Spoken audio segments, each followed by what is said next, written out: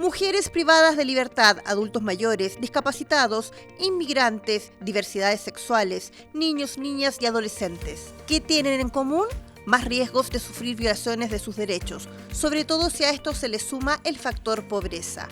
¿Cómo lograr que tengan más acceso a la justicia e igualdad de oportunidades? Fue el tema central del seminario internacional denominado Acciones Cautelares y Grupos en Situación de Vulnerabilidad que organizó el Poder Judicial.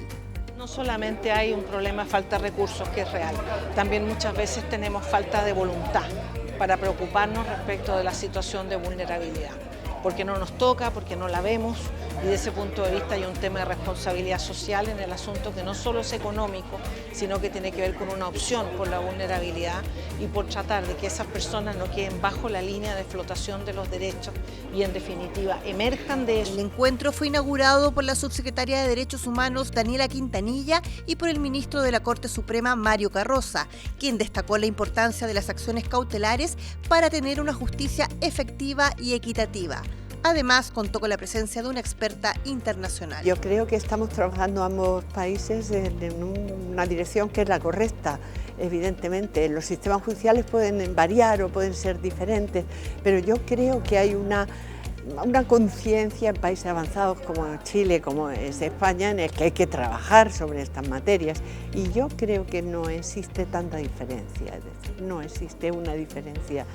Todos tenemos aspectos en los que hay que profundizar un poquito más, hay que trabajar un poco más.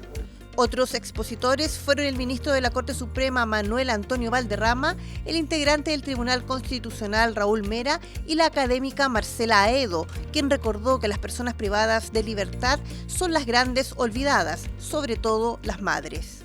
Creo que nuestra legislación y nuestra política criminal debiese orientarse en pensar en medidas alternativas a la privación de libertad e incluso, ¿por qué no?, en atención a lo que está ocurriendo en este momento en Chile, es una opinión muy personal, pensar en algún conjunto de indultos para mujeres que estén en particular situación de vulnerabilidad, por ejemplo, adultas mayores, que estén con algún tipo de discapacidad, que estén embarazadas, con hijos pequeños. Entonces creo que hay que atender a eso también para descongestionar las cárceles. Y para proteger a los niños, niñas y adolescentes, que son quienes sufren consecuencias devastadoras de tener a su progenitora en la cárcel, ya que quedan a cargo de un familiar o en alguna residencia lejos de sus padres.